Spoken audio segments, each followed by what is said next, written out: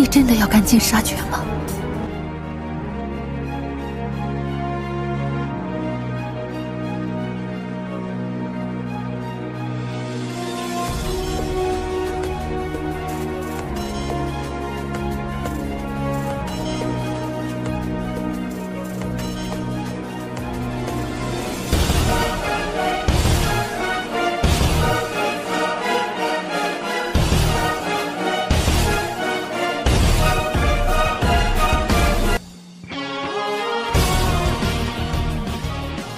Mimin akan kembali mendongeng alur cerita film yang berjudul Battle Through the Heavens. Dan mohon maaf apabila tidak sesuai dengan videonya ya, karena alur yang Mimin sampaikan ini belum dirilis filmnya. Dan Mimin ingatkan kembali, konten ini full spoiler, yang tidak suka boleh di skip ya. Yang suka semoga terhibur. Tanpa basa-basi kita mulai.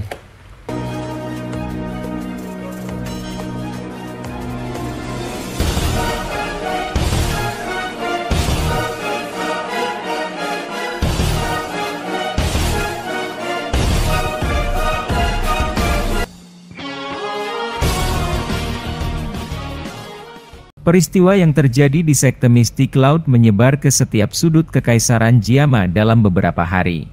Hampir semua orang tahu betapa kuat dan menakutkannya kekuatan Mystic Cloud di Kekaisaran Jiama. Karena Yunshan hadir beberapa tahun ini, reputasi Kekaisaran Jiama meningkat pesat.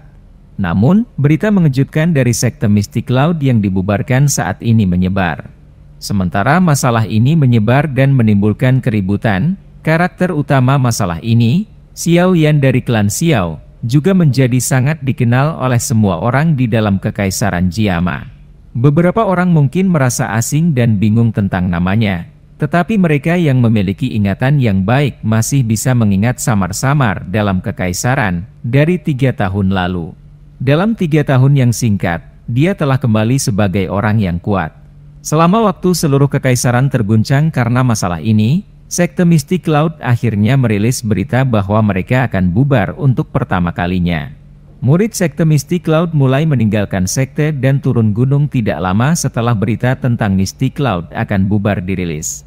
Mereka menyembunyikan identitas mereka dan berbaur dengan warga Kekaisaran biasa. Di masa depan, mereka tidak bisa lagi mengandalkan identitas itu untuk menyelamatkan mereka.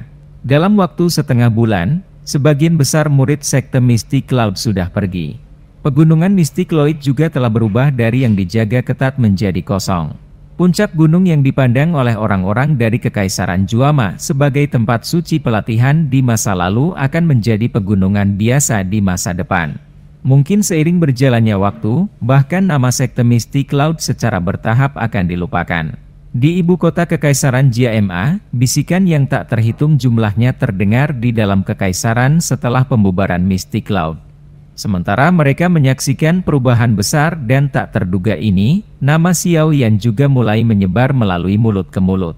Ini karena siapapun yang tidak bodoh mengerti bahwa pemuda ini mungkin akan menggantikan status yang dinikmati sekte Mystic Cloud di masa lalu dalam Kekaisaran Jiama dan menjadi tuan dalam pelatihan Douki di dalam Kekaisaran. Xiao Menshan yang terletak di lokasi tengah kota telah menjadi eksistensi yang paling menarik perhatian akhir-akhir ini. Akan ada arus orang yang tak henti-hentinya di tempat ini setiap hari. Sejumlah pemimpin yang tak terhitung jumlahnya dari berbagai faksi terkemuka di ibu kota secara pribadi akan datang dengan hadiah mahal untuk memberi selamat kepada mereka. Mereka bahkan rela mengabaikan status dan antrian mereka di luar Menshan untuk waktu yang lama. Beberapa dari mereka bahkan tersenyum penuh terhadap anggota klan Xiao yang menjaga pintu untuk mengungkapkan pikiran mereka kepada klan Xiao. Perlakuan seperti itu menyebabkan kesombongan beberapa anggota klan Xiao melonjak. Bahkan watak mereka juga sedikit berubah. Seorang pria muda berjubah hitam duduk di kursi dalam aula luas yang tenang di Xiao Menshan. Matanya sedikit tertutup.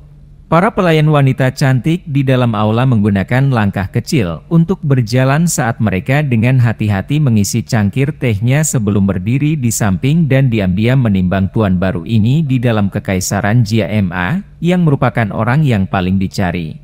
Kemerahan menutupi wajah mereka. Wanita muda mana yang tidak suka? Xiao Yan saat ini adalah pahlawan yang dipuja oleh banyak wanita muda di Kekaisaran Jiama. Dia mampu bertarung dengan elit legendaris Do Uzong pada usia 20 tahun. Anak kecil, kamu akhirnya keluar. Bagaimana? Apakah lukamu sembuh?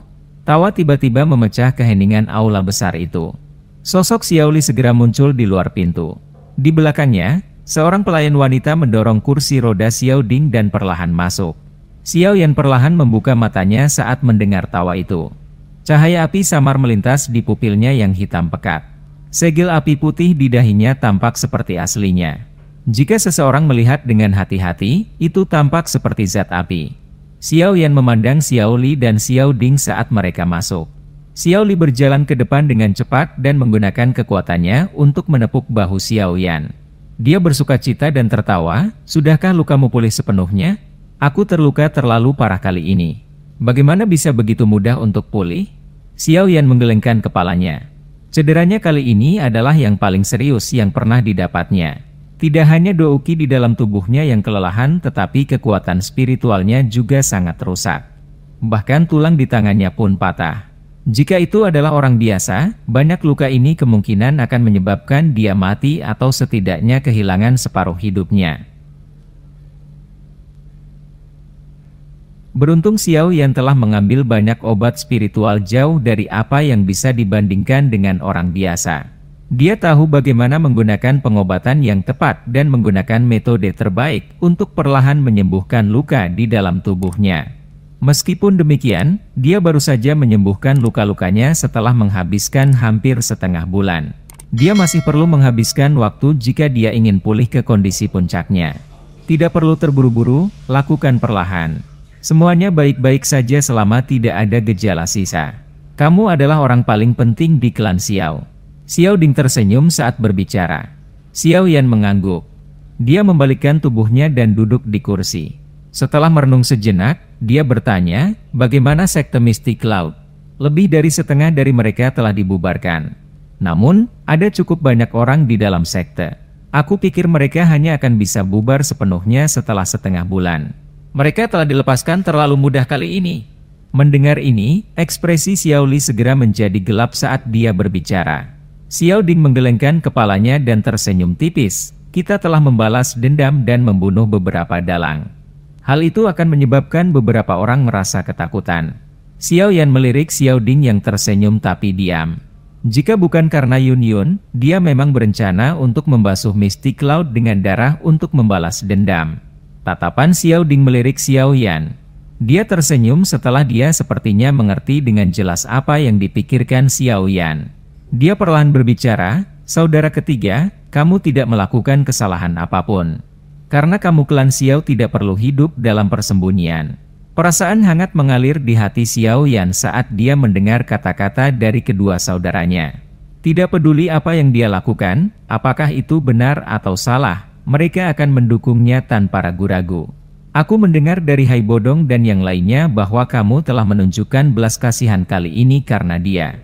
Dia memang memiliki sedikit hubungan dengan masalah klan Xiao kita. Kami tidak akan keberatan. Xiao Ding memegang cangkir teh di sampingnya, menyesap sebelum tiba-tiba menggoda. Xiao Yan sedikit tertekan saat mendengar ini. Dia buru-buru menjelaskan, "Hanya saja aku berhutang banyak padanya saat aku berlatih di Kekaisaran." Xiao Ding tersenyum saat melihat Xiao Yan seperti ini. Dia berhenti mengolok-oloknya dan berkata, "Aku sudah menyadari kata-kata yang akan kamu sampaikan. Aku juga sudah mengirim seseorang untuk memberitahu Hai Bodong. Menurutku dia seharusnya bisa cepat-cepat sebentar." Xiao Yan tersenyum pahit dan mengangguk. Dia melirik Xiao Li di samping dan berpikir bahwa dia harus memaksimalkan waktu dan menyelesaikan masalah Life Devouring Pill di dalamnya.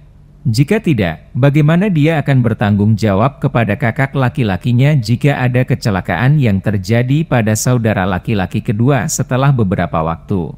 Xiao Yan melirik cincin hitam pekat di jarinya saat dia memikirkan metode untuk menyelesaikan pil pemakan kehidupan.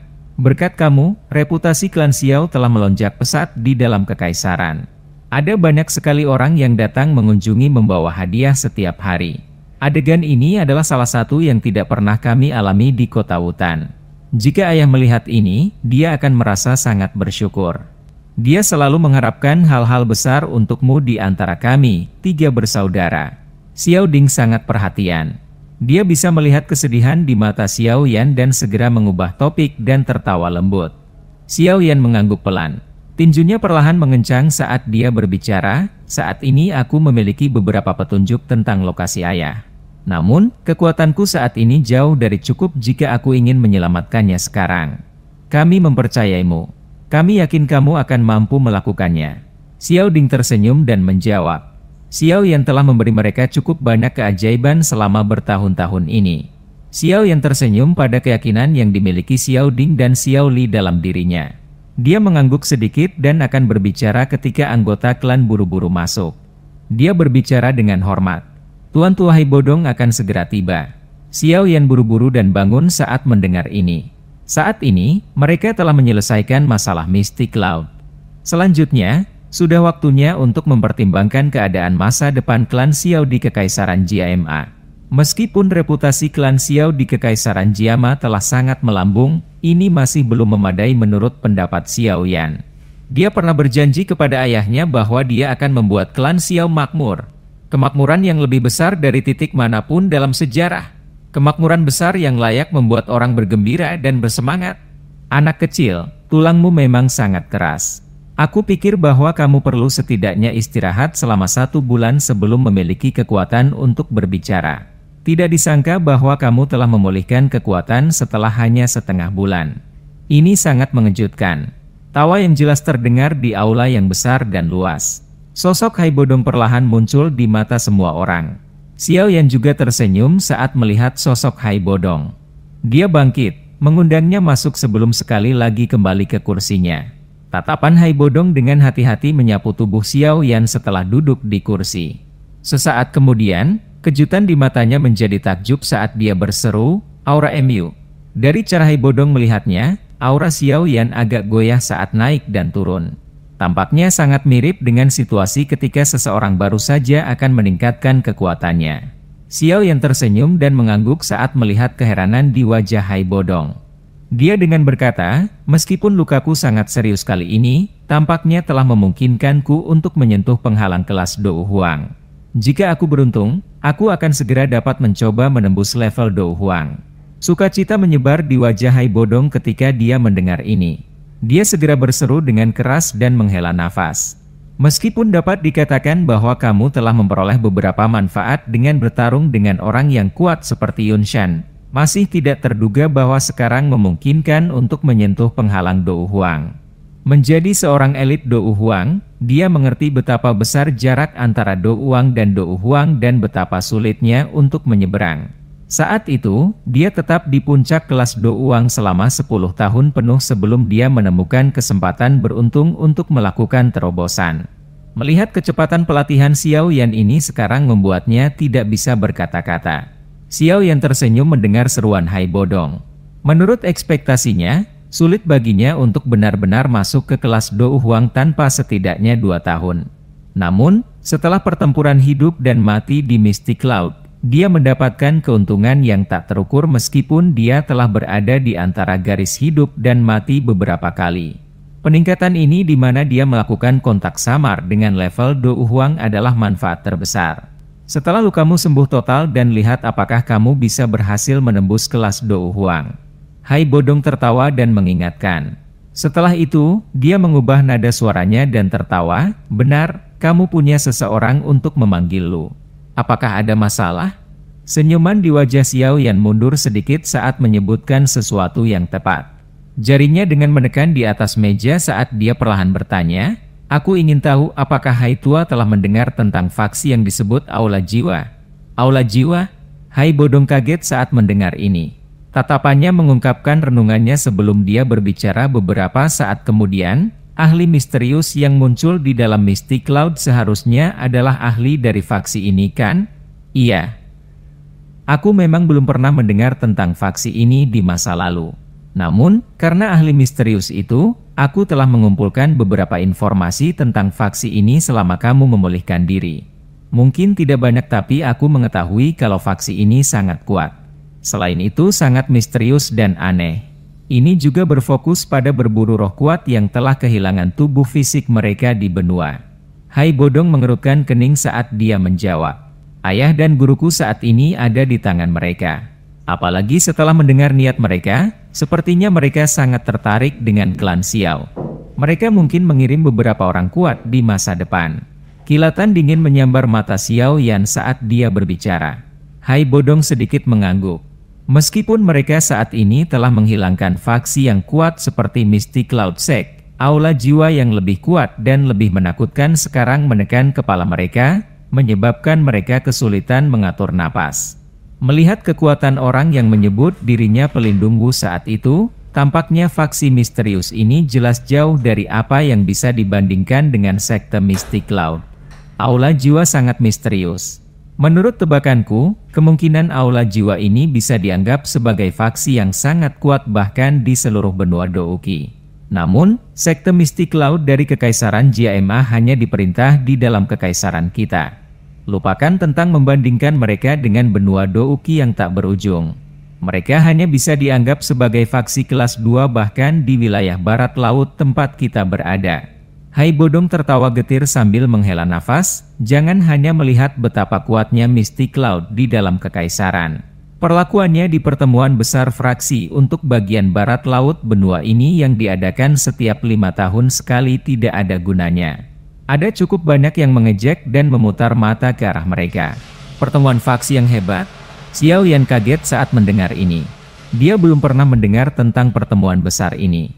Posisi di mana Kekaisaran Jiama berada secara kebetulan di bagian barat laut benua. Setidaknya ada 100 negara besar dan kecil di kawasan ini. Kekaisaran Jiama hanyalah salah satunya.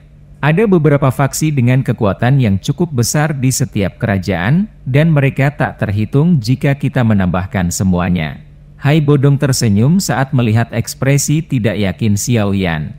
Dia menjelaskan, pertemuan besar fraksi ini dilakukan oleh beberapa faksi terkuat di wilayah barat laut ini. Itu tidak memiliki niat baik. Beberapa orang dengan ambisi besar ingin menyatukan semua faksi di wilayah barat laut ini bersama-sama dan menjadi eksistensi yang sebanding dengan faksi teratas di benua itu. Namun, belum ada yang mampu mencapai ambisi liar ini sampai sekarang. Daerah barat laut ini terlalu luas dengan banyak faksi di dalamnya. Hubungan mereka semuanya rumit. Lebih mudah diucapkan daripada dilakukan untuk menyatukan mereka. Tentu saja, yang kuat di sini tidak termasuk sekte Mystic Cloud. Dengan kualifikasi Mystic Cloud, itu hanya bisa dinilai sebagai kelas 2 di wilayah barat laut ini. Hai Bodong tertawa, namun, ini adalah posisi dari Mystic Cloud ketika Yunshan tidak ada di masa lalu. Setelah pengembangan oleh orang tua itu tahun-tahun ini, kekuatan Mystic Cloud bisa dikatakan telah meningkat pesat. Aku pikir itu hampir tidak bisa masuk ke posisi kelas 1. Jika pertemuan besar fraksi berikutnya akan diadakan, itu seharusnya dapat menyebabkan cukup banyak faksi yang mengejek Mystic Cloud saat itu untuk menutup mulut mereka. Malangnya, mimpi itu dihancurkan olehmu, teman kecil. Wajah Xiao yang tercengang saat dia mendengar informasi yang belum pernah dia dengar sebelumnya diungkapkan oleh Hai Bodong. Tidak disangka bahwa Mystic Cloud yang berada di sekitar Kekaisaran Jia hanya memiliki posisi seperti itu di wilayah barat laut ini. Itu benar, 2 ahli Dou Huang yang kita temui di klan Mo saat itu adalah anggota Sky Serpent Mensha. Sky Serpent Mensha ini adalah faksi kelas 1 asli di wilayah barat laut.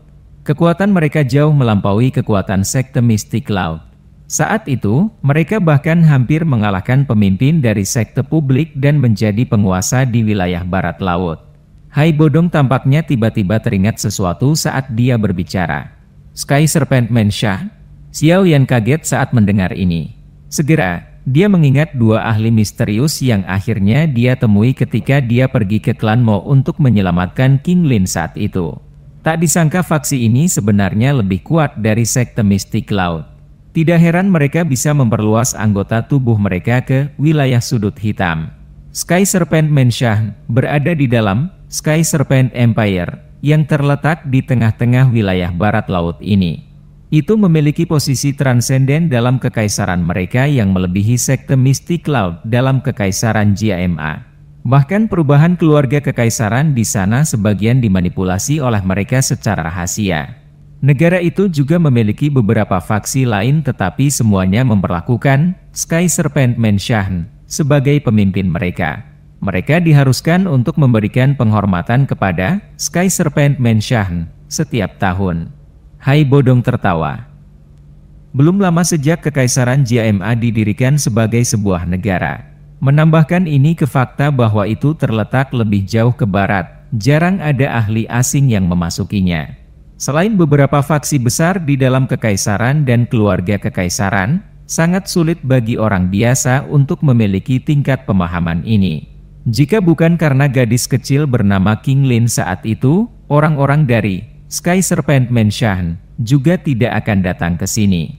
Wajah Xiao yang tidak bisa menahan kagum setelah mendengar rahasia ini untuk pertama kalinya. Xiao Li dan Xiao Ding di sisinya juga menghela napas. Mereka telah berkerumun di kekaisaran selama bertahun-tahun tetapi sama sekali tidak menyadari semua informasi ini.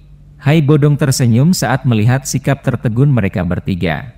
Tatapannya segera melirik Xiao Yan saat dia perlahan berkata, sekarang sekte Mystic Cloud telah dibubarkan, kemungkinan kekaisaran JMA tidak akan memiliki faksi yang bisa dihancurkan. Xiao Yan mengangkat alisnya saat melihat ekspresi Hai Bodong. Dia berkata, apa arti dari kata-kata yang kamu ucapkan Hai Tua? Anak kecil, Aula Jiwa tertarik dengan klan Xiao Mu, tapi tidak mungkin bagimu untuk membuat semua orang di klanmu menyembunyikan nama mereka dan diri di pegunungan yang dalam, kan? Hai Bodong tertawa. Xiao Yan diam. Dia telah berjanji kepada ayahnya bahwa dia akan sekali lagi membuat klan Xiao makmur. Mustahil baginya untuk membuat semua orang menjadi penebang kayu di pegunungan. Karena kamu tidak bisa menyembunyikan namamu, secara alami sedikit tidak penting bagimu sendirian untuk melindungi klanmu dengan benar. Karena itu, kamu membutuhkan faksi yang cukup kuat. Mata Hai Bodong berkedip saat dia tersenyum dan melanjutkan, ini adalah kesempatan terbaikmu sekarang setelah Mystic Cloud telah bubar. Jika kamu secara bertahap berkembang di masa depan dan dapat masuk di antara yang kuat di wilayah barat laut, tidak mungkin bagi Aula Jiwa untuk asal membunuh anggota klan Xiao, seperti di masa lalu, bahkan jika mereka menginginkannya. Selain itu, jika kamu mampu menjadi penguasa wilayah barat laut di masa depan, Aula Jiwa akan takut bahkan dengan kekuatannya. Selain itu, berapa lama waktu yang kamu butuhkan untuk menyelamatkan guru dan ayahmu jika kamu harus mencari mereka sendiri secara acak di benua itu? Xiao Yan mengungkapkan ekspresi yang tenggelam dalam pikirannya. Kemudian sebelum dia mengangguk sedikit, dia berkata, kata-kata Hai Tua memang masuk akal. Namun, itu lebih mudah diucapkan daripada dilakukan jika aku ingin membentuk sebuah faksi yang bisa masuk ke dalam faksi kuat di wilayah barat laut dengan tangan kosong. Sifatku tidak cocok untuk membentuk faksi. Jika aku membagi perhatianku pada hal-hal seperti itu bahkan mungkin mengganggu pelatihanku. Ada beberapa hal yang tidak perlu kamu lakukan secara sendiri. Akan ada orang yang cocok untuk membantumu mengelolanya. Pada saat itu, kamu bisa menjadi orang yang bertanggung jawab yang tidak melakukan apa-apa dan terus melatih dirimu dengan tenang. Hai Bodong tersenyum. Dia memandang Xiao Ding dan Xiao Li di samping Xiao Yan dan tertawa, juga tidak sampai kamu harus membangun dengan tangan kosong. Mengingat reputasimu saat ini dalam Kekaisaran Jiama, tentu akan ada banyak ahli yang akan datang untuk berkolaborasi selama kamu menerimanya. Selain itu, beberapa klan besar di Kekaisaran semuanya sedang mengawasi tindakanmu. Mereka akan dapat memperoleh beberapa keuntungan dengan mengikutimu.